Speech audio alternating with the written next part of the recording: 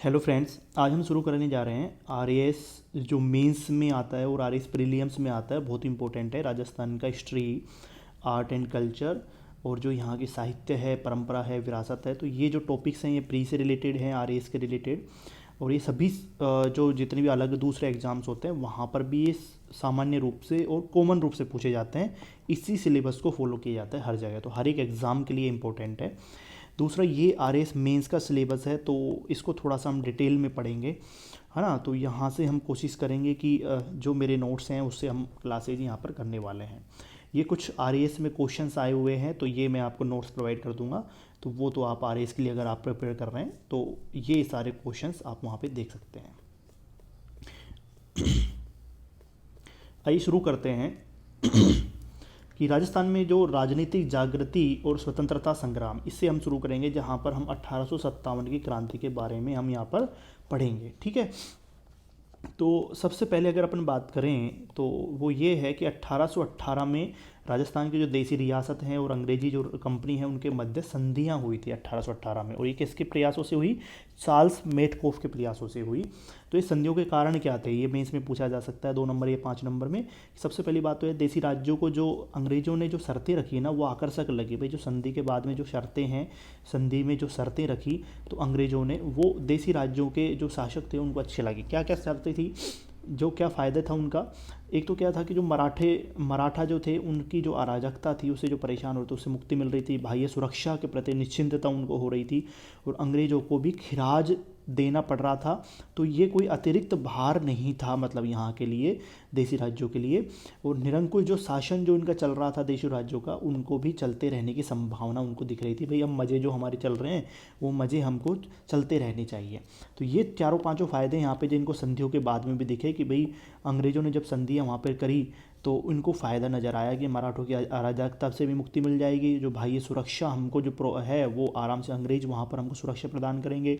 अंग्रेज़ों को हम इसके बदले में खिराज दे देंगे तो कोई अतिरिक्त भार भी नहीं है, वैसे भी तो हम कर दे रहे हैं ना ऑलरेडी। और हमारे जो निरंकुश शासन है, जो हमारी विलासिता जो चल रही है, उसको भी चलते रहने की यहाँ पे संभावना है। तो ये मुख्य कारण थे संधियों के। अब बात आ जाती है कि यार 1857 की क्रांति की पृष्ठभूमि के कारण क्या थे, ऐसे क्या कारण थे जिसकी वजह से 1857 की क्रांति हुई राजस्थान में। तो देखो ये 1 2 3 4 5 ये क्वेश्चन ये है ना, आप 2 नंबर में भी कोमा लगा के लिख सकते हो, है ना। और 5 नंबर में भी 1 2 3 4 5 करके लिख सकते हो, थोड़ा थोड़ा उनकी डिटेल दे दो हल्का फुल्का। और 10 नंबर में तो इसको लिख ही सकते हो। तो ये एक तरीका होता है किसी भी क्वेश्चन को 2 नंबर, 5 नंबर और 10 नंबर में लिखने का। तो सबसे पहली बात हम करते हैं कि राज्यों के जो आंतरिक शासन है उसमें हस्तक्षेप किया गया, इस वजह से क्रांति हुई। राज्यों के जो उत्तराधिकार मामलों में हस्तक्षेप किया गया। राज्यों की कमज़ोर वित्तीय स्थिति जो यहाँ पर थी उसकी वजह से भी ये क्रांति हुई। राज्यों का जो शिथिल प्रशासन था उसकी वजह से भी ये प्रॉब्लम्स क्रिएट हुई। और किसानों और जनसाधारण के जो हित थे ना उनके, उन पर भी कुठाराघात किया गया। तो ये 4-5 कारण इतने इंपॉर्टेंट हैं जिसकी वजह से 1857 की क्रांति हुई थी। अब हम बात करते हैं कि यार सबसे पहला जो कारण राज्यों की आंतरिक शासन में हस्तक्षेप जो था, तो इसको हम थोड़ा सा हम देख सकते हैं कि भाई ये इम्पोर्टेंट है, इसको ध्यान में रखना आवश्यक है। आंतरिक शासन में हस्तक्षेप, राज्यों के जो उत्तराधिकार मामले थे उनमें भी हस्तक्षेप किया गया, ये इंपॉर्टेंट है। राज्यों की कमज़ोर वित्तीय स्थिति वो भी इंपॉर्टेंट है। ठीक है। तो ये तीनों चारों 5 पॉइंट आपको लिखने जरूरी हैं। सबसे पहली बात हम करते हैं आंतरिक शासन में हस्तक्षेप की। तो जो आंतरिक शासन की वजह से जो हस्तक्षेप किया गया अंग्रेज़ों के द्वारा, तो इससे क्या हुआ कि जो राज्यों की जो बाह्य प्रभुसत्ता थी या आंतरिक स्वायत्तता थी वो बिल्कुल ख़त्म हो गई। राज्य जो थे वो अंग्रेज़ों की कृपा दृष्टि पर निर्भर हो गए थे। इतना हस्तक्षेप उन्होंने किया। जैसे एग्जाम्पल अपन दें कि जो जोधपुर का जो किला था उस पर अधिकार कर लिया इन्होंने। नाथों या जो जोधपुर के जो नाथ थे उनकी जागीरें जब्त कर ली, उनको कैद कर लिया। कोटा महाराव के विरुद्ध दीवान जालिम सिंह की सहायता यहाँ पर उन्होंने करी। मेवाड़ में क्या हुआ, कैप्टन कोब द्वारा क्या हुआ, शासन हाथ में ले लिया गया और महाराणा का खर्च 1000 नियत कर दिया गया। ठीक है। तो शासन किसने हाथ में ले लिया?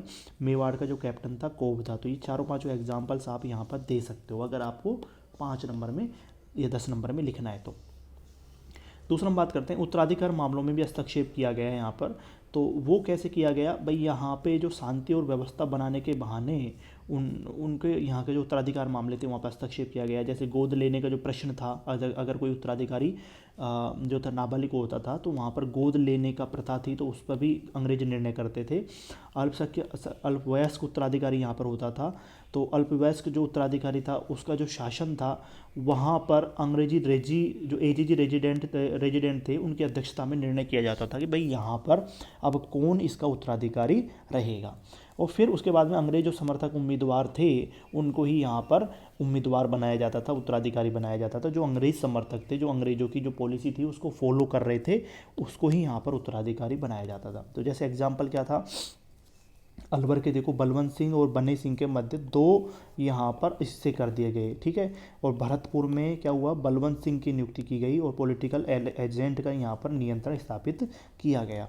नेक्स्ट हम बात करते हैं कि जैसे बांसवाड़ा में भी क्या हुआ, नाबालिग लक्ष्मण सिंह जो था ना, उस समय यहाँ पर अंग्रेजी नियंत्रण किया गया। तो जो नाबालिग लक्ष्मण सिंह का जो शासन था उस समय ये जो नियंत्रण करते थे वो कौन करते थे, अंग्रेज नियंत्रित करते थे। तो आंतरिक मामलों में हस्तक्षेप पूर्व अंग्रेजों के द्वारा होता था। तो अलवर, भरतपुर और बांसवाड़ा के यहाँ पर उदाहरण दे सकते हो।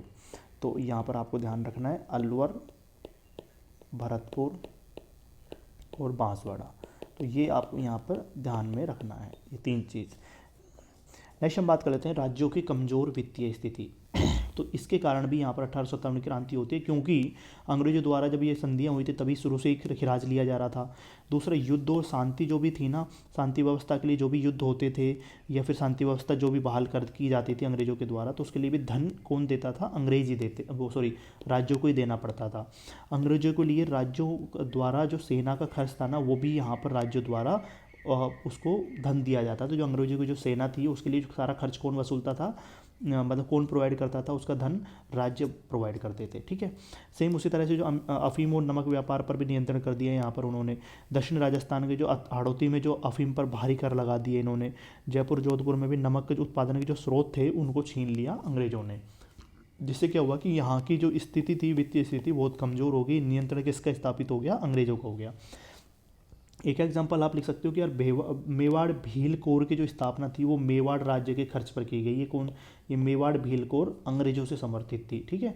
दूसरा, शेखावटी ब्रिगेड का अगर खर्च की बात करें तो राज्यों से वसूला गया था। यहाँ पर जो शेखावटी ब्रिगेड बनाई थी वो राज्यों से वसूला गया था, तो ये आपको ध्यान में रखना है।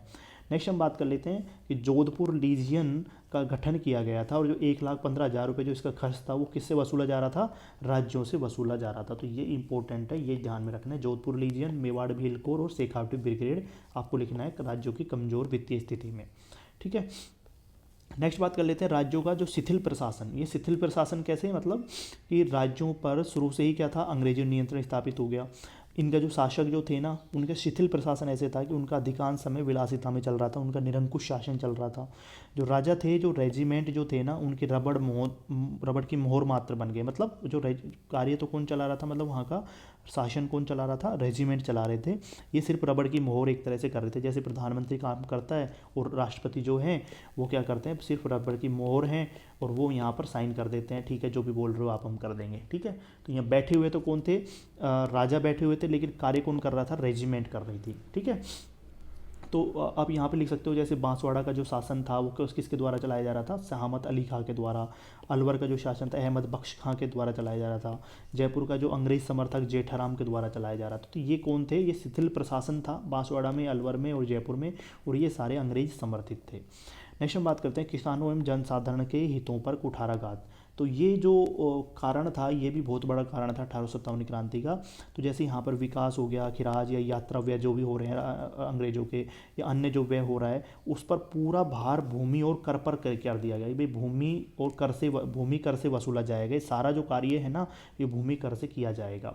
नेक्स्ट हम बात कर लेते हैं किसानों पर भूमि कर, चराई कर, सिंचाई कर, भूमि बेदखली, अकाल के समय कर अदायगी, ये सारे कार्य किसके, किसानों पर से वसूले जा रहे थे। मतलब भूमि कर लगा दिया गया, उनके ऊपर चराई कर लगा दिया, फिर सिंचाई कर लगा दिया, फिर उनसे कुछ अगर प्रॉब्लम होती थी तो अगर ये नहीं देते तो भूमि से बेदखल कर दिया जाता था।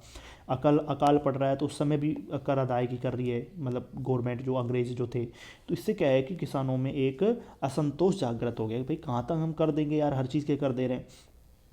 नेक्स्ट, ब्रिटेन की जो वस्तु थी ना उससे हमारे यहाँ के बाजार भर गए। मतलब हमारे यहाँ के तो जो कार्य हो रहा था, हमारे जो उद्योग धंधे थे उनको चौपट कर दिया, और जो वहाँ के जो बाजार थे वो यहाँ से यहाँ पर भर दिए गए, उनको वहाँ के सामानों से, लाला के अंग्रेज़ों के सामान जो थे वहाँ के बाज़ारों के, वो हमारे यहाँ पर उनको बेचा जाने लगा।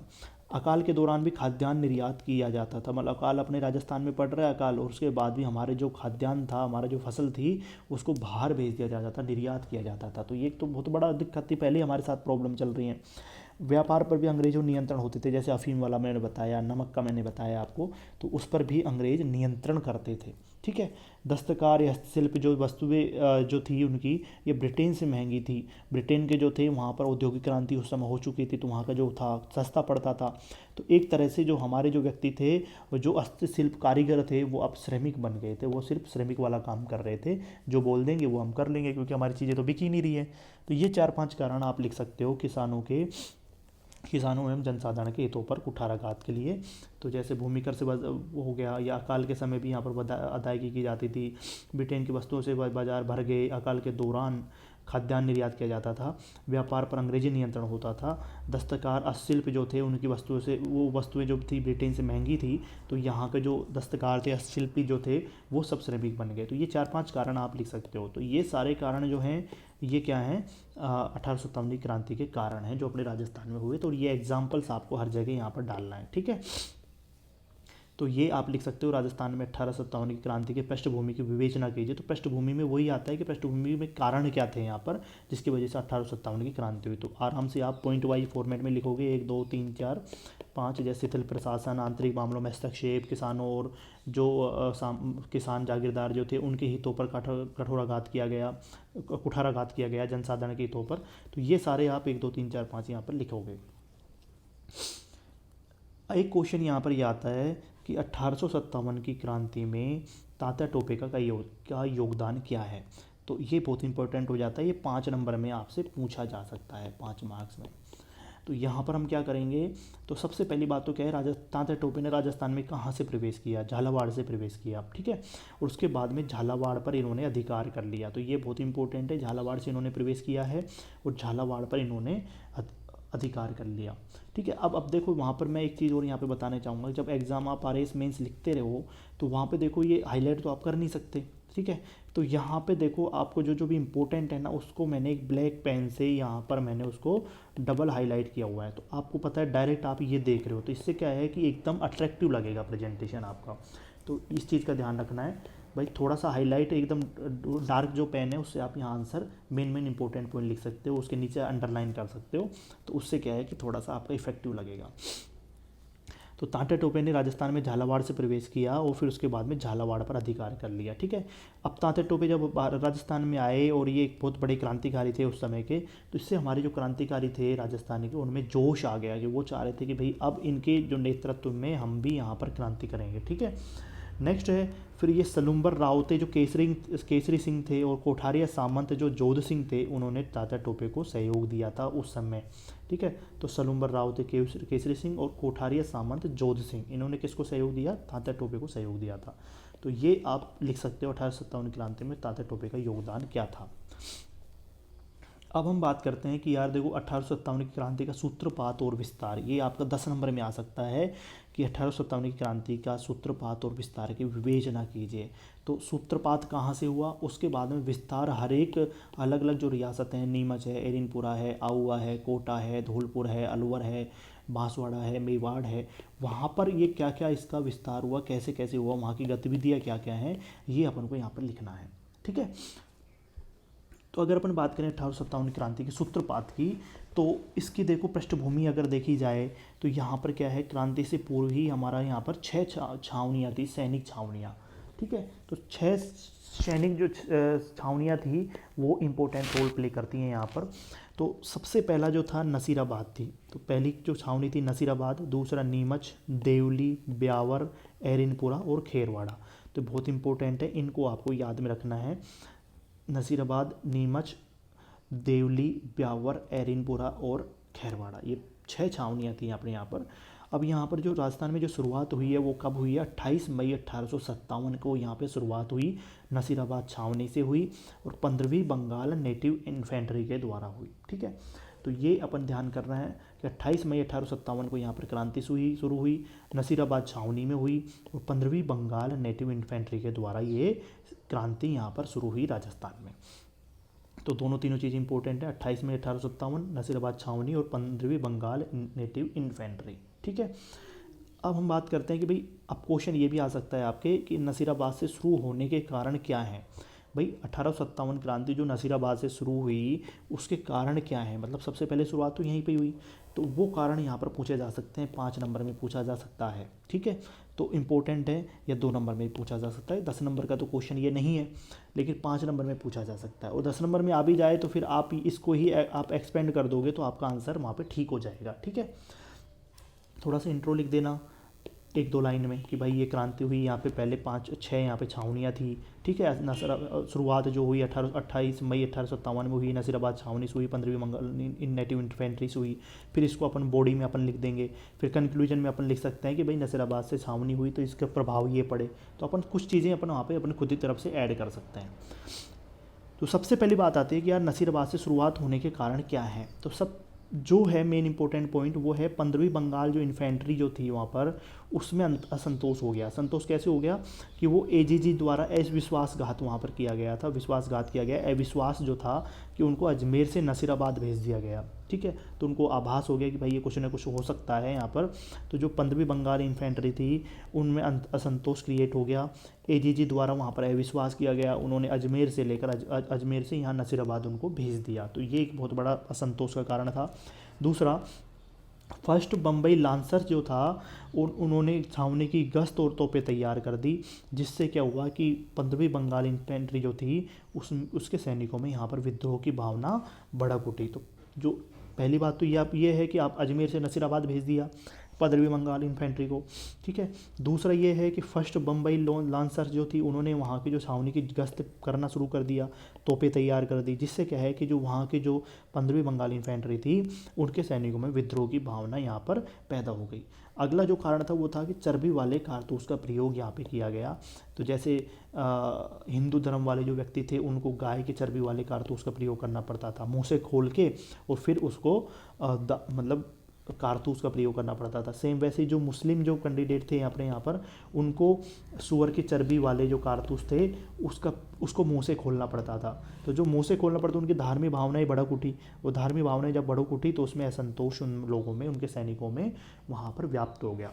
तो ये दो तीन कारण हैं, वो किसके कारण हैं? नसीराबाद से क्रांति होने के कारण हैं, शुरुआत होने के कारण। अब बात करते हैं गतिविधियाँ क्या क्या थी। तो गतिविधियाँ आ सकती हैं, यहाँ की गतिविधियों का वर्णन कीजिए। सबसे पहले यहाँ पर छावनी लूट हुई, मेवाड़ मारवाड़ ने यहाँ पर सहायता दी इन लोगों को, उन्होंने अंग्रेज बंगलों पर जो आक्रमण कर दिया, ठीक है, और यहाँ पर मेजर वुड और न्यूबरी की हत्या कर दी। बहुत इंपॉर्टेंट है, ये आपको लिख के ही आना है। अगर नसीराबाद की छावनी के बारे में पूछा जाता है तो मेजर वुड और न्यूबरी की हत्या के बारे में यहाँ पर लिख के ही आना है। नेक्स्ट बात करते हैं दिल्ली। फिर इन्होंने इसके बाद में दिल्ली प्रस्थान किया। 18 जून 1857 जब ये दिल्ली पहुँचे तो फिर इन्होंने अंग्रेजी पलटन को परास्त किया वहाँ पर जाकर, ठीक है। तो ये 2-3 चीज़ें वहाँ पर गतिविधियाँ नसीराबाद छावनी के लिख सकते हो। ये जो डायग्राम है ये आप लिख सकते हो कि भाई कहाँ कहाँ पर ये अपनी यहाँ पे छावनियाँ थी। और जैसे एरिनपुरा नीमच यहाँ पर थी, एरिनपुरा यहाँ पर थी, नीमच अपने यहाँ पर थी, खैरवाड़ा यहाँ के खैरवाड़ा डूंगरपुर में था, कोटा जो छावनी थी वो अभी आप लिख सकते हो। कभी आप जैसे गतिविधियों के बारे में, विस्तार के बारे में 10 नंबर में लिखना हो तो ये डायग्राम बना सकते हो। एक यहाँ पर जो लिख सकते हो अजमेर में बंगाल नेटिव इन्फेंट्री थी। तो मेनली जो गतिविधियों से रिलेटेड तो ये है, और ये डायग्राम आप पूरे 10 नंबर में बना के आ सकते हो। नेक्स्ट हम बात कर लेते हैं नीमच छावनी में क्या क्या गतिविधियां हुई।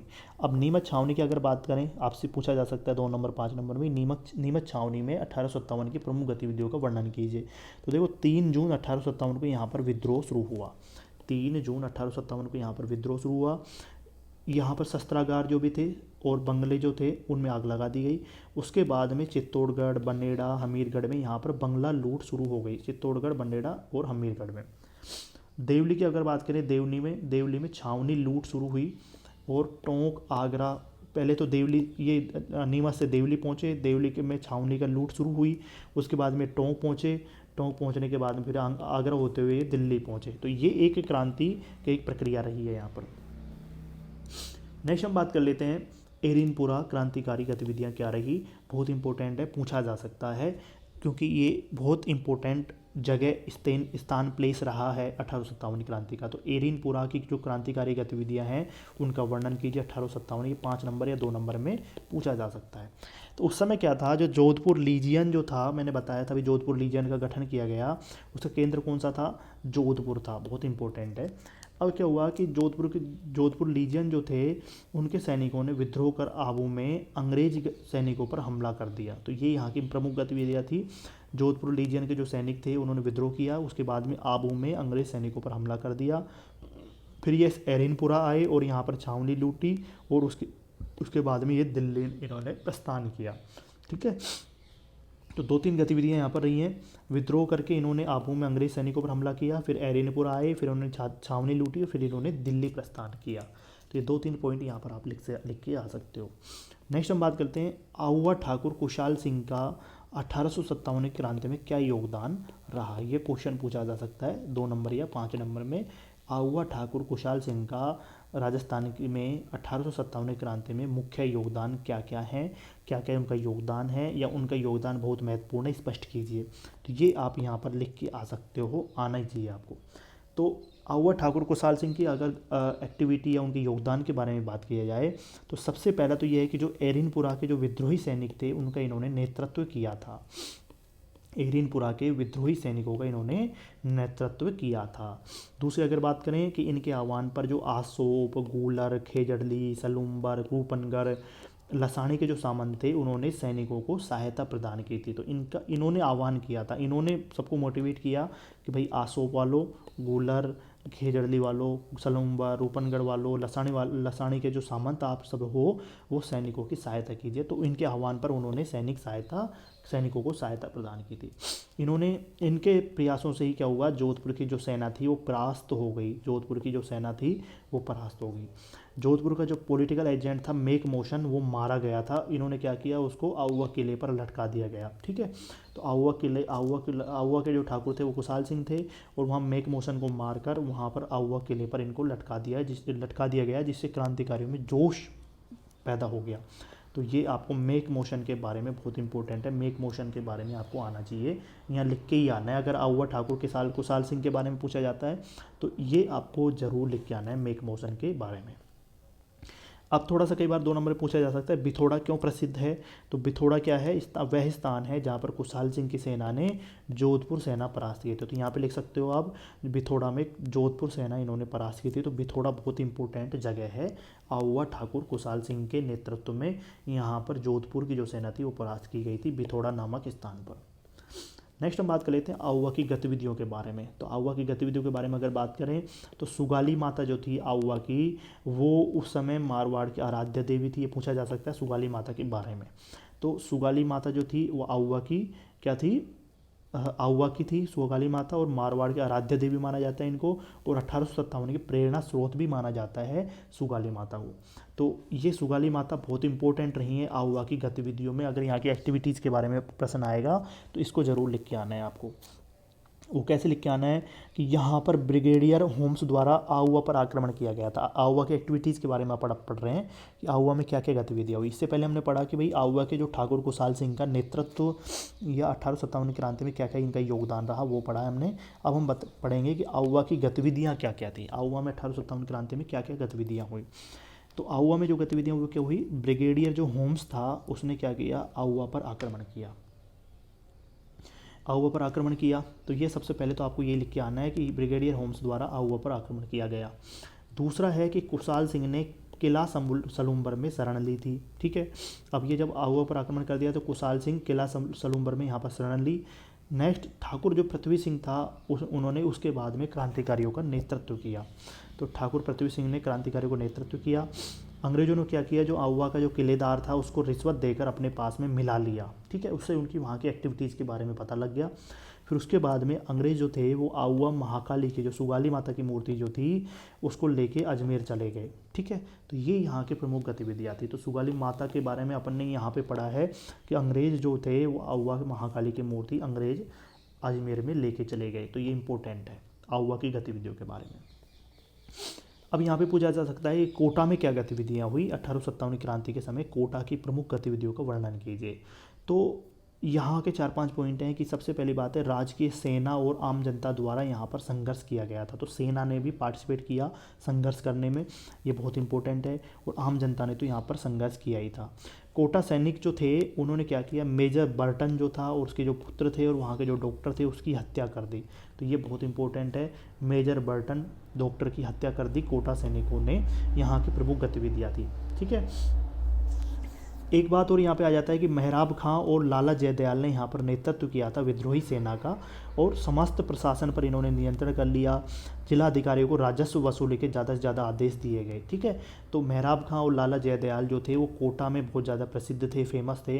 इन्होंने ही विद्रोही सेना का यहाँ पर नेतृत्व किया था। तो 2-3 चीज़ों को यहाँ पर ध्यान रखना है, समस्त प्रशासन पर नियंत्रण कर लिया, जिला अधिकारियों को यहाँ पर राजस्व वसूली के आदेश दिए गए। तो ये 2-3 पॉइंट हैं जो आपको कोटा एक्टिविटीज़ में लिख के आना है। और फिर यहाँ पे जो जनरल रॉबर्ट्स था उन्होंने इसको पुनः मुक्त कराया था। जो इन्होंने अधिकार कर लिया ना, मेहराब खां लाला जयदयाल ने जो यहाँ समस्त प्रशासन पर जब नियंत्रण कर लिया, तो जनरल रॉबर्ट्स ने इसको पुनः मुक्त कराया। तो जनरल रॉबर्ट्स को भी आप याद रख सकते हो। नेक्स्ट हम बात करते हैं डूंगजी और जवाहरजी। ये क्वेश्चन आया है 2021 में, शायद 2018 या 2021 में आया था। डूंगजी जवाहरजी ये काका भतीजा के नाम से प्रसिद्ध थे और 1857 क्रांति से पूर्व सीकर क्षेत्र में प्रसिद्ध थे। तो ये काका भतीजा थे डूंगरजी जवाहरजी, सबसे पहले तो ये लिख के आना है। फिर दूसरी बात 1857 क्रांति से पूर्व सीकर क्षेत्र में प्रसिद्ध थे, ये लिख के आना है। फिर अंग्रेजों की बीकानेर जोधपुर सेना से इनका संघर्ष हुआ था, ये लिख के आना है। ठीक है। तो ये आपको बहुत इंपॉर्टेंट है। नेक्स्ट यहाँ पे कई बार पूछा जाता है अमरचंद बाठिया के बारे में पूछा जाता है। तो अमरचंद बाठिया कौन थे? ये एक राजपूताना निवासी थे। इनको दूसरा भामाशाह बोला जाता है। ठीक है। राजस्थान का दूसरा भामाशाह बोला जाता है अमरचंद बाठिया को। ये राजपूताना निवासी थे। इन्होंने अपनी संपूर्ण संपत्ति किसको दे दी? तात्या टोपे को दे दी। जिसका प्रयोग किसके लिए किया गया? अंग्रेज विरुद्ध जो संघर्ष चल रहा था उसके लिए किया गया था। तो अमरचंद बाठिया के बारे में 2-3 पॉइंट बहुत इंपॉर्टेंट है, 2 नंबर में पूछा जा सकता है। जैसे ये पूछा गया है ना डूंगरजी जवाहरजी, ऐसे ही अमरचंद बाठिया के बारे में पूछा जा सकता है। मेहराब खां और लाला जयदयाल के बारे में पूछा जा सकता है। अब नेक्स्ट क्वेश्चन आता है आपका कि भाई टोंक में 1857 क्रांति में प्रमुख गतिविधियां क्या क्या थी? 2 नंबर या 5 नंबर में पूछा जा सकता है। तो इसका आंसर क्या लिख के आना है कि जो यहाँ का जो नवाब था ना वजीरुद्दौला, वो क्या था? अंग्रेज समर्थक था। सबसे पहली बात है, नवाब वजीरुद्दौला अंग्रेज समर्थक था। जबकि नवाब का जो मामा था ना मीर आलम खां, ये क्या था? विद्रोहियों का समर्थक था। ये अंग्रेज समर्थक था और इसके मामा था विद्रोहियों का समर्थक। तो मामा मीर आलम खां विद्रोही समर्थक था। इसने सेना का विद्रोही साथ दिया। सेना ने जो था ना वो विद्रोहियों का साथ दिया। जो वहाँ की जो सेना थी टोंक की, उसने विद्रोहियों को साथ दिया। और तात्या टोपे जो था उनका भी जनता द्वारा सहयोग किया गया। तो यहाँ पे 3-4 इंपॉर्टेंट चीज़ें। नवाब वजीरुद्दौला अंग्रेज समर्थक था। अब ये भी आ सकता है कि टोंक का जो 1857 क्रांति में क्या पक्ष था, मतलब उसके समर्थन में था या उसके विपरीत था? जो अंग्रेजों के समर्थन में था या विपरीत था? तो आप 3-4 चीज़ें यहाँ पे लिख के आ सकते हो कि नवाब वजीरुद्दौला अंग्रेज समर्थक था, उसका मामा जो था मीर आलम खां वो विद्रोहियों का समर्थक था, सेना ने विद्रोहियों का साथ दिया था और जनता ने तात्या टोपे का साथ दिया था। तो ये 4-5 चीज़ यहाँ पर टोंक के लिए इंपॉर्टेंट हो जाती है। नेक्स्ट यहाँ पे यही पूछा जा सकता है कि धौलपुर में 1857 क्रांति में क्या क्या गतिविधियाँ हुई? तो वही सेम चीज़ें हैं कि जो यहाँ का महाराजा थे भगवंत सिंह, वो अंग्रेजों के पक्षधर थे। तो महाराजा भगवंत सिंह अंग्रेजों के पक्षधर थे, ये इंपॉर्टेंट है। अधिकारी जो यहाँ पे थे और जो सेना थी उन्होंने क्या किया? विद्रोहियों का समर्थन किया। पटियाला जो सेना थी उसने क्रांतिकारियों को पटियाला सेना ने क्रांतिकारियों से मुक्त कराया। तो ये 2-4 चीज़ें आपको इम्पोर्टेंट है। धौलपुर जो राज्य पे जो क्रांतिकारियों ने जब यहाँ पर अधिकार करने वाली स्थिति आ गई, तो पटियाला सेना जो थी उन्होंने क्रांतिकारियों को यहाँ पर क्रांतिकारियों से इसको मुक्त कराया। तो ये 2-3 चीज़ें इंपॉर्टेंट हैं। नेक्स्ट हम बात कर लेते हैं भरतपुर के लिए। तो भरतपुर में पॉलिटिकल एजेंट का शासन था। मेव और गुर्जर जो थे यहाँ के वो क्रांतिकारियों के साथ में थे। करौली की अगर अपन बात करें तो महाराव मदन पाल जो था वो अंग्रेज पक्षधर था। तो जो यहाँ का मेन इंपॉर्टेंट जो व्यक्ति था महाराव मदन पाल, वो अंग्रेजों का पक्षधर था। सेना ने अंग्रेज और कोटा महाराव जो सेना थी वो महाराव मदन पाल ने अंग्रेजों को सौंप दी और कोटा महाराव को सौंप दी कि भाई अब आप जो भी करो इनका साथ में वो आप कर सकते हो। विद्रोह में भाग न लेने की अपील जनता से की गई कि भाई अब आप विद्रोह में भाग मत लो। सीधा एक तरह से अंग्रेजों का पक्ष इन्होंने लिया था। महाराव मदनपाल अंग्रेजों का पक्षधर था। उन्होंने अपनी सेना से अंग्रेज और कोटा महाराव को सौंप दी और विद्रोह में जनता से कहा कि भाई विद्रोह में भाग मत लीजिए आप, और इसकी अपील जनता से की। तो ये बहुत इंपॉर्टेंट हो जाता है। करौली ने डायरेक्ट अंग्रेजों का पक्षधर किया था, पक्ष लिया था। अलवर की अगर अपन बात करें कि अलवर में क्या गतिविधियां रही, तो दीवान फैजुल्ला खां जो थे उनकी सहानुभूति क्रांतिकारियों के साथ में थी। अलवर जो गुर्जर जनता थी वो भी सहानुभूति क्रांतिकारियों के प्रति रख रही थी। लेकिन यहाँ का जो महाराजा बन्ने सिंह था वो अंग्रेजों का पक्षधर था, जो मैंने पहले आपको पढ़ा दिया है। तो अंग्रेज पक्षधर था महाराजा बन्ना सिंह। दीवान फैजुल्ला खां जो था उसकी सहानुभूति क्रांतिकारियों के साथ में थी।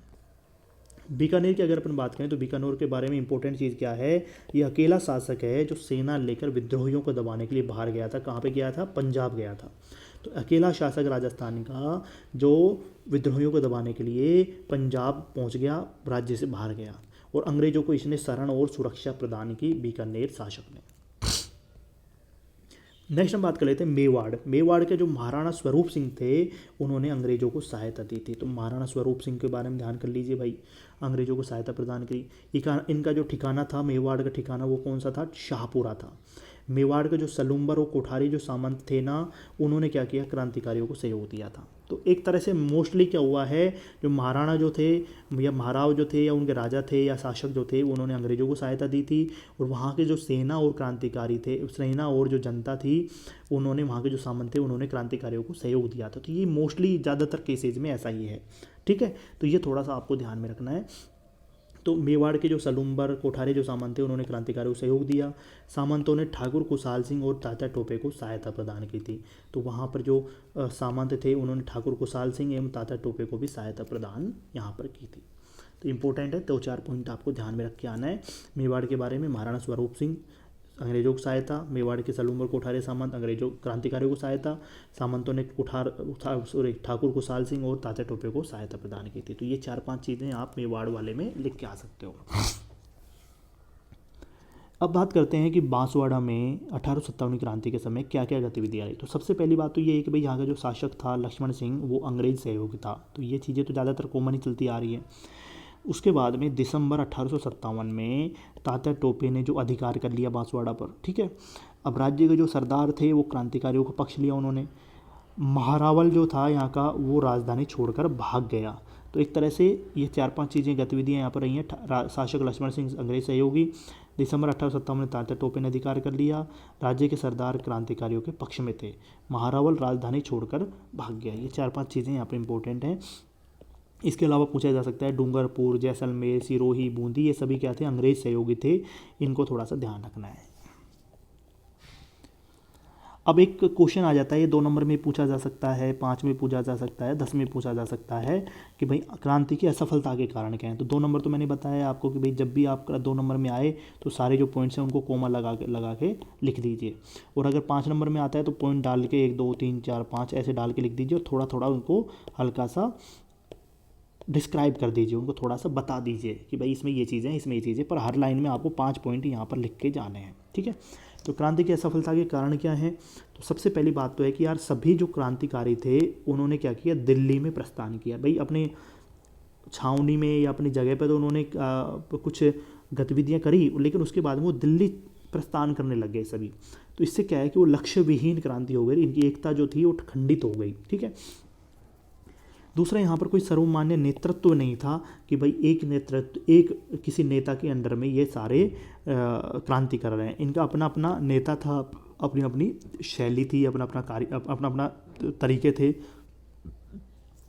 मतलब क्रांति करने के। तो एक सर्वमान्य नेतृत्व तो यहाँ पर नहीं था। दूसरा, आपसी समन्वय का और रणनीति की कमी थी। मतलब आपस में जो जितने भी यहाँ पर रियासतें थी, जितने भी छावनियाँ थी, जितनी भी जो गतिविधियाँ हो रही थी, उनमें आपस में कोई समन्वय नहीं था, एक दूसरे से कोई जुड़ाव नहीं था, एक दूसरे के बारे में कुछ भी पता नहीं था, ना रणनीति इन्होंने कोई बनाई। यहाँ पर शासकों का असहयोग रहा। देखो मैंने जितना भी आपको बताया उसमें ये भी बताया कि जो जितने भी शासक थे उन्होंने ज़्यादातर अंग्रेजों का पक्ष लिया था। तो इस शासकों का असहयोग यहाँ पर मिला, मतलब सहयोग उनको नहीं मिला। साधनों और शस्त्रों की तो कमी थी, इतना ज़्यादा इनके पास साधन नहीं थे, शस्त्र नहीं थे, सब पर अंग्रेजों का अधिकार था। क्रांतिकारी जब दिल्ली चले गए तो वहाँ पर क्रांतिकारी अनुपस्थित हो गए, तो उस जगह पर फिर पुनः अंग्रेजों ने नियंत्रण कर लिया। जिससे वो वापस आए तब तक वो जो जगह थी उस पर कब्जा किसने कर लिया, अंग्रेजों ने कर लिया। तो इससे क्या हुआ कि क्रांति की असफलता यहाँ पर निश्चित हो गई थी। तो सबसे पहले क्रांतिकारी दिल्ली पहुंच गए, लक्ष्य विहीन हो गए, एकता खंडित हो गई, किसी सर्वमान्य नेतृत्व का नहीं होना था, आपसी समन्वय में रणनीति की कमी थी, शासकों का असहयोग यहाँ पर मिला, साधन और शस्त्रों की जो कमी थी, क्रांतिकारी यहाँ पर अनुपस्थित हो गए, अंग्रेजों ने पुनः नियंत्रण यहाँ पर कर लिया। तो इस तरह से ये क्रांतिकारी की सफलता के कारण आप लिख के आ सकते हो। अगर मैं इसको बताऊँ कि यार फिर से इसको 10 नंबर में लिख के आना है, तो 10 नंबर में देखो ये सारा बड़ा यहाँ पर लिख के आना है। क्या क्या लिख के आना है भाई, थोड़ा सा आपको इंट्रोडक्शन लिखना पड़ेगा। तो ये क्या है, थोड़ा सा इंट्रोडक्शन है, आप इसको 1 या 2 लाइन में लिख के आओगे। तो इसमें आप लिख के आ सकते हो भाई 1857 क्रांति की 1858 के मध्य में गति काफ़ी धीमी हो चुकी थी। तो 1857 के स्वतंत्रता संग्राम की असफलता के कारण, तो अपन को उसी डायरेक्शन में इंट्रोडक्शन लिखना है। तात्या टोपे की गिरफ्तारी के साथ ही भारतीयों का प्रथम स्वतंत्रता संग्राम राजस्थान से समाप्त हो गया था, मतलब ठीक है। इसके निम्नलिखित कारण थे। तो अब असफलता के कारण क्या थे, सबसे पहली बात है कि नेतृत्व का अभाव होना। तो पहला कारण तो आपको लिख के आना है, नेतृत्व का अभाव होना। ऐसे ही हेडिंग और सब हेडिंग यहाँ पर बनानी है। तो थोड़ा सा ये चीज़ इंपॉर्टेंट है, हेडिंग और सब हेडिंग, ये थोड़ा सा ध्यान रखना है। जैसे मैंने यहाँ पर हेडिंग बनाई है, अगर यहाँ पर आप सब हेडिंग और बना देते हो तो आपको और एक्स्ट्रा मार्क्स यहाँ पर मिलेंगे। तो राजस्थान में अनेक स्थानों पर क्रांति होने पर भी विद्रोहियों का कोई सर्वमान्य नेतृत्व यहाँ पर नहीं था, ठीक है। पहली बात तो नेतृत्व का अभाव था। जैसे मारवाड़ के सामंत और सैनिकों ने मुगल बादशाह के नेतृत्व में संघर्ष का प्रयास किया, परंतु बादशाह भी दिल्ली से बाहर चला गया था, जिसकी वजह से राजस्थान में नेतृत्व प्रदान नहीं हो सका। एक परफेक्ट नेतृत्व, एक कॉमन नेतृत्व यहाँ पर राजस्थान में नहीं था। तो आप मारवाड़ वाला उदाहरण दे के आ सकते हो। मारवाड़ के सामंत और सैनिकों मुगल बादशाह के नेतृत्व में संघर्ष का प्रयास किया, लेकिन वो भी दिल्ली चले गए। दिल्ली से बाहर चले गए, तो इससे क्या है कि राजस्थान में एक परफेक्ट नेतृत्व यहाँ पर नहीं मिल पाया। दूसरा है समन्वय का अभाव। भाई समन्वय जो थे ना आपस में, कोऑर्डिनेशन का अभाव था। जैसे नीमच में, नसीराबाद, आउवा, कोटा, यहाँ पर क्रांति हुई, लेकिन उसमें वहाँ के जो क्रांतिकारी थे वो आपस में एक दूसरे से जुड़ाव, संपर्क, तालमेल, समन्वय, ये कुछ भी नहीं हो पाया, जिसकी वजह से ये क्रांति असफल हो गई। क्योंकि आपस में जब रणनीति नहीं होगी तो वो अलग अलग समय पर यहाँ पर क्रांति हुई है, अलग अलग टाइम पे हुई है, अलग अलग तरीके से हुई है, और फिर समय पर यहाँ पर जो अंग्रेज़ थे उनको गैप मिल गया, टाइम मिल गया। तो उससे उनमें क्या है कि उनके पास में उसको दबाने के भी टाइम से क्षमता पता लग गई, उनको तरीके पता लग गए कि भाई यहाँ पर एकता नहीं है, तो आराम से हम इसको दबा सकते हैं। एक परफेक्ट रणनीति का अभाव था। जैसे यहाँ पर योजनाबद्ध प्रयास नहीं किए गए, बस कभी एक क्रांति को देख के दूसरी क्रांति शुरू हो गई दूसरी जगह, फिर तीसरी जगह हो गई, अलग अलग समय पर हुई। एक साथ होती तो उसके अलग ही प्रभाव होता, ठीक है। तो योजनाबद्ध प्रयास नहीं किया गया। विद्रोह के पश्चात यहाँ पर बिखराव आ गया। जैसे विद्रोह हुआ तो उसके बाद में और ज़्यादा बिखराव आ गया। क्रांतिकारी जो थे, वो क्रांतिकारी और सैनिकों के जो पास साधन थे ना, वो शस्त्र वगैरह या फिर हथियार, गोला बारूद तो बहुत कम थे अंग्रेजों की तुलना में। अंग्रेजों ने फिर क्या किया कि यहाँ पर योजनाबद्ध तरीका अपनाया कि भाई एक योजना के तहत, प्लानिंग के तहत यहाँ पर क्रांति को समाप्त किया। तो अंग्रेजों के पास में योजना थी, जबकि यहाँ पर इनका योजनाबद्ध प्रयास नहीं थे। शासकों का ऐसा ही हो, भाई अधिकांश जो शासक थे वो न केवल राजस्थान या बल्कि राजस्थान से बाहर भी अंग्रेजों को पूर्ण सहायता यहाँ पर प्रदान की थी। तो शासकों का असहयोग यहाँ पर रहा था। अगर शासकों का सहयोग भी मिल जाता तो क्रांति का स्वरूप कुछ अलग होता। तो ये आप लिख के आ सकते हो 10 नंबर में, ठीक है। तो ये अपन ने पढ़ लिया। अब बात करते हैं भाई क्रांति का समापन कैसे हुआ, क्रांति के समापन की प्रमुख गतिविधियाँ क्या क्या हैं। तो सबसे पहले तो दिल्ली से समापन हुआ। दूसरी बात है मुगल बादशाह जो दिल्ली थे उनको बंदी बना लिया। तात्या टोपे, मेहराब खां और जयदयाल जो थे ना, उनको फांसी दे दी गई। तो ये बहुत इंपॉर्टेंट है। मेजर बर्टन जो था, उनकी हत्या के लिए महाराव राम सिंह द्वितीय को उत्तरदायी ठहराया गया। कुशाल सिंह जो थे वो नीमच में इन्होंने समर्पण कर दिया, बाद में इनको बरी कर दिया गया था। तो 2-3 चीज़ें इंपॉर्टेंट हैं। सर्वप्रथम यहाँ पर क्रांति का समापन कहाँ से हुआ, दिल्ली से हुआ। मुगल बादशाह दिल्ली जो थे उनको बंदी बना लिया। तात्या टोपे, मेहराब खां, जयदयाल को फांसी दे दी। मेजर बर्टन हत्या के लिए किसको उत्तरदायी ठहराया गया, राम सिंह द्वितीय को ठहराया गया। उसके बाद में जो कुशाल सिंह जो थे उन्होंने नीमच में समर्पण किया, उसको बाद में उनको बरी कर दिया गया। तो ये 4-5 गतिविधियाँ आप समापन में लिख के आ सकते हो। अब बात करते हैं यार परिणाम क्या हुए। तो 5 नंबर में लिख के आ सकते हो, 10 नंबर में लिख के आ सकते हो इसको, कि इस क्रांति के परिणाम क्या हुए। तो सबसे पहली बात तो यह है कि यार अंग्रेज जो उपयोगी जो नरेश थे उनको पुरस्कृत किया गया। जिन नरेशों ने अंग्रेजों को सहायता प्रदान की थी ना, उनको बाद में पुरस्कृत किया गया, उनको अवार्ड दिए गए, भाई ये उपाधि दी गई, अवार्ड दिया गया, जिससे उनका सम्मान किया गया, ठीक है, तो ये सबसे पहला परिणाम हुआ। दूसरा, जो गोद निषेध जो सिद्धांत था ना, जो उत्तरदायी शासन जो था, उत्तराधिकारी जो थे उनके जो शासन में जो हस्तक्षेप हुआ करता था, या नाबालिग जो उत्तराधिकारी हुआ करता था, तो उसके लिए जो गोद निषेध सिद्धांत था ना, उसको समाप्त कर दिया कि भाई अब आराम से आप गोद ले सकते हो। तो गोद निषेध सिद्धांत समाप्त हुआ। नेक्स्ट, राज्य कंपनी शासन के स्थान पर ब्रिटिश नियंत्रण में आ गया। जो पहले कंपनी शासन यहाँ पे चल रहा था, अब वो ब्रिटिश नियंत्रण में यहाँ पर शासन स्थापित हो गया, शुरू हो गया। नेक्स्ट है, नरेश और जो उच्चाधिकारी जो थे ना, उनकी जीवन शैली में एक पाश्चात्य प्रभाव आया। वेस्टर्नाइजेशन यहाँ पर, पश्चिमीकरण यहाँ पर बढ़ा। तो नरेश और उच्चाधिकारी जो थे, उनकी जीवन शैली में पाश्चात्य प्रभाव देखने को मिला।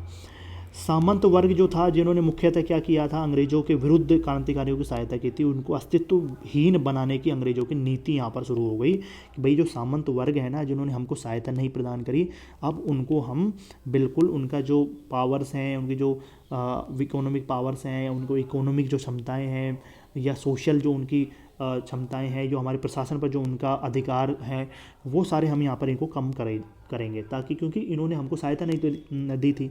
तो अब इन्होंने क्या किया, जो सामंत के जो न्यायिक अधिकार थे उसको सीमित कर दिया। मतलब पहले बहुत ज़्यादा अधिकार दे दिए गए थे, अब उनको सीमित कर दिया।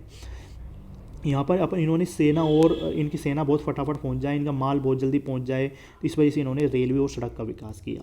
शिक्षा को बढ़ावा दिया गया ताकि हमको अधिकारी मिल जाए, कर्मचारी इनको इनकी शिक्षा में काम करने वाले मिल जाएं, इनके अंधभक्त इनको मिल जाएं, ठीक है।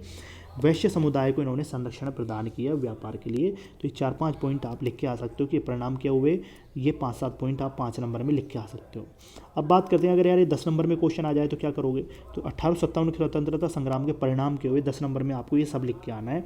सबसे पहली बात तो यह है कि देशी राज्यों के प्रति इनकी नीति में परिवर्तन हो गया। देशी राज्यों के प्रति नीति में परिवर्तन हुआ। तो इन्होंने क्या किया, जो देशी राज्य जो शासक थे वो क्या थे, अंग्रेजों के उपयोगी शासक थे, ठीक है। आपको पता है इन्होंने सबने सहायता प्रदान की थी। अब यहाँ पर इन शासकों के लिए इन्होंने गोद निषेध सिद्धांत को समाप्त कर दिया। राजाओं को अंग्रेजी शिक्षा दीक्षा दी गई, इनको पुरस्कार उपाधि दी गई, क्योंकि इन्होंने 1857 क्रांति में अंग्रेजों का सहायता प्रदान की थी, ठीक है। तो ये एक तरह से अंग्रेज भक्त थे, तो उनको सबको ये फ़ायदा पहुंचाया गया। सामंत जो थे, उन्होंने मोस्टली क्रांतिकारियों को साथ दिया था, जनता का साथ दिया था, विद्रोहियों को साथ दिया था। तो यहाँ पर सामंतों की जो शक्तियाँ थी, उनको नष्ट करने का प्रयास यहाँ पर किया गया। जैसे सामंतों से न्यायालय शुल्क वसूला जाता था, इनके न्यायिक अधिकार समाप्त कर दिए गए। राहदारी शुल्क वसूलने के जो अधिकार थे, उनको समाप्त यहाँ पर कर दिया गया, ठीक है। नेक्स्ट है कि यहाँ पर नौकरशाही में परिवर्तन किया गया। परिणाम क्या हुए, नौकरशाही में परिवर्तन हो गया। जैसे अंग्रेजी शिक्षा प्राप्त जो अनुभवी जो थे लोग, और स्वामी भक्ति योग्य जो व्यक्ति थे, उसको सेवा में यहाँ पर लिया गया। तो जैसे पहले सभी लोग काम कर रहे थे, वो भी यहाँ पर उनके अंग्रेजों की कमियों या अंग्रेजों के विरोध में उतर गए थे। अब इन्होंने क्या किया कि यहाँ पर जितने भी शासक थे, जितने भी व्यक्ति थे, जिनको जो अंग्रेज समर्थित थे, अंग्रेजों के स्वामी भक्ति थी उनकी, या योग्य व्यक्ति था, और जो अंग्रेजी शिक्षा प्राप्त था, जो उनकी बातों को आसानी से समझ सकता था, उनको यहाँ पर सेवा में लिया गया था। यहाँ पे यातायात के साधन का भी विकास किया गया अंग्रेजों के द्वारा, जिससे क्या है कि सेनाएं एक स्थान से दूसरे स्थान पर आसानी से भेजी जा सकें। इसके लिए उन्होंने रेल और सड़क का विकास किया। जैसे नसीराबाद, देवली जो है, नीमच है, उसको आगरा से जोड़ा गया, ठीक है। आगरा से, अजमेर से इनको सड़कों द्वारा यहाँ पर जोड़ा गया था, नसीराबाद, देवली और नीमच को, ठीक है। सामाजिक परिवर्तन क्या हुए, सामाजिक परिवर्तन की अगर अपन बात करें तो अंग्रेजी शिक्षा का विकास यहाँ पर किया गया। वैश्य वर्ग को संरक्षण दिया गया। मेयो कॉलेज से जो राज परिवारों की जो विलासिता थी, उसको यहाँ पर और ज़्यादा बढ़ा दिया गया, और जनता से कर वसूली का दबाव यहाँ पर बनाया गया। तो सामाजिक परिवर्तन इस तरह से हुए हैं।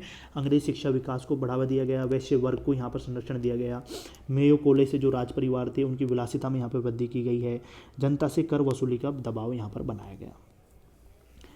तो राजस्थान में अगर बात करें तो ये सारे 1857 स्वतंत्रता संग्राम के यहाँ पर परिणाम थे। 10 नंबर में आप लिख के आ सकते हो।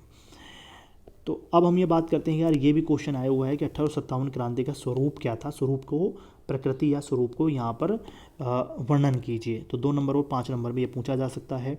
तो जो ब्रिटिश इतिहासकार है ना, वो तो इसको सैनिक विद्रोह बताते हैं कि भाई ये जस्ट एक सैनिक विद्रोह था, ये कोई स्वतंत्रता संग्राम, प्रथम स्वतंत्रता संग्राम जैसा कुछ नहीं था। जबकि जो गैर ब्रिटिश जो इतिहासकार हैं, वो इसको जन आक्रोश बताते हैं। वहीं भारतीय इतिहासकार जैसे आर.सी. मजूमदार हो गया, सुरेंद्र नाथ सेन हो गया, अशोक मेहता जो हो गए, वो बोलते हैं कि ये एक जन आक्रोश है। वो इसको जन आक्रोश बताते हैं। आर.सी. मजूमदार, सुरेंद्र नाथ सेन और अशोक मेहता इसको जन आक्रोश की संज्ञा देते हैं। जबकि वीर सावरकर बोलते हैं कि भारत का प्रथम स्वतंत्रता संग्राम था। वीर सावरकर ने बोला है भारत का इसको प्रथम स्वतंत्रता संग्राम। अगर राजस्थान में बात करें तो राजस्थान में देखो 1857 का जो संघर्ष था ना, वो विदेशी शासन से मुक्त होने का प्रथम प्रयास था। विदेशी शासन से मुक्त होने का प्रथम प्रयास था। राजस्थान का प्रथम स्वतंत्रता संग्राम कहा जा सकता है इसको। ब्रिटिश सत्ता के विरुद्ध एक सर्वव्यापी रोष था ये, ठीक है। अगर अपन बात करें नसीराबाद, नीमच और एरिनपुरा की, तो इन यहाँ पर तो देखो भारत व्यापी क्रांति हुई थी नीमच, नसीराबाद और एरिनपुरा में, ठीक है। कोटा और आउवा जो थे वो स्थानीय परिस्थिति के परिणाम थे। टोंक और कोटा में जो था वो वहाँ की जनता ने विद्रोहियों को साथ दिया था। टोंक और कोटा में जनता ने विद्रोहियों का साथ दिया था। जन आक्रोश के कारण जो भरतपुर शासक ने मोरिशन को राज्य छोड़ने का परामर्श दिया था कि भाई ये जन आक्रोश है, तो इससे स्पष्ट हो जाता है कि भाई ये जन आक्रोश था। कोटा में बर्टन को नहीं आने का परामर्श दिया गया था, तो इसका मतलब ये है कि बहुत सर्वव्यापी क्रांति थी, बहुत बड़ी क्रांति थी। अंग्रेजों का टोंक की सीमा से नहीं गुजरने की सलाह दी गई कि भाई आप टोंक की सीमा से मत गुजरो, अदरवाइज आपके साथ में संघर्ष जब होगा तो बहुत सारे यहाँ पे अधिकारी सेना की मृत्यु हो सकती है, उनकी हत्या की जा सकती है। तो एक तरह से राजस्थान की अगर बात करें, राजस्थान में इसका स्वरूप कैसा था, तो 1857 क्रांति ये यहाँ पर विदेशी शासन से मुक्त होने का प्रथम प्रयास था, प्रथम स्वतंत्रता संग्राम था, सर्वव्यापी रोष था। नसीराबाद, नीमच और एरिनपुरा में जो क्रांति वो तो भारतव्यापी क्रांति थी, पूरे भारत में उसकी गूंज सुनाई दी। कोटा और आउवा जो थे वो स्थानीय परिस्थितियों के परिणाम थे। टोंक और कोटा में जनता ने विद्रोहियों का साथ दिया। जन आक्रोश के कारण अगर बात करें तो भरतपुर शासक ने बोला कि भी मोरिशन आप हमारे राज्य को छोड़ो जल्दी से जल्दी। कोटा में बर्टन को नहीं आने का परामर्श दिया गया। अंग्रेजों का टोंक की सीमा से नहीं गुजरने की सलाह दी गई। तो ये सारी गतिविधियां राजस्थान में रही हैं। राजस्थान में स्वरूप इस तरह का था। और ये यहाँ पर अगर इंडिया लेवल की बात करें तो आप यहाँ पर ब्रिटिश इतिहासकार, गहरे ब्रिटिश इतिहासकार, भारतीय इतिहासकार या वीर सावरकर के बारे में लिख के आ सकते हो। तो ये आज 1857 क्रांति है। इसके बारे में अपन ने सारी जो क्वेश्चन थे वो हमने कवर कर लिए हैं। अगर अपन बात करें क्वेश्चंस की तो आप ये लिख के आ सकते हो, जैसे 1857 की पूर्व किन किन स्थानों पर सैनिक छावनी थी वो भी हमने कवर कर लिया। क्रांतिकारियों को नेतृत्व करने वाले 2 ठिकानेदारों का नाम बताइए, उनका भी अपन ने पढ़ लिया। राजस्थान में सर्वप्रथम क्रांति करने वाले पलटन का नाम बताइए। 15वीं बंगाल इन्फेंट्री जो थी वो पढ़ लिया। 15वीं बंगाल इन्फेंट्री द्वारा नसीराबाद में क्रांति के कारण क्या क्या थे तो वो लिख के आ सकते हो। 1857 संघर्ष में कोटा का क्या क्या योगदान रहा, वहाँ की क्या गतिविधियाँ रही वो लिख के आ सकते हो। आहुआ के ठाकुर खुशहाल सिंह का 1857 के संघर्ष में योगदान को स्पष्ट कीजिए, वो आप लिख के आ सकते हो। राजस्थान के संदर्भ में 1857 क्रांति के स्वरूप को समझाइए, वो लिख के आ सकते हो। राजस्थान में क्रांतिकारी गतिविधियों पर प्रकाश डालिए, तो ये सबका हर एक जगह का थोड़ा थोड़ा वहाँ पे लिख के आ सकते हो। नसीराबाद, कोटा, आहुआ में 1857 क्रांति के दौरान हुई क्रांतिकारी गतिविधियों का वर्णन कीजिए, 10 नंबर में आप लिख के आ सकते हो। राजस्थान के 1857 स्वतंत्रता संग्राम का वर्णन कीजिए, तो वो भी आप यहाँ पर ये सारे क्वेश्चंस आप लिख के आ सकते हो इसके आंसर। तो ये सारे कवर अपने इन नोट्स में इस वीडियो में कवर हो चुके हैं, ठीक है। तो ये आज इस वीडियो में हमने कवर किया है 1857 क्रांति राजस्थान। तो ये मॉडर्न राजस्थान, आधुनिक राजस्थान का इतिहास का एक टॉपिक था जिसको हमने इस वीडियो में कवर कर लिया है।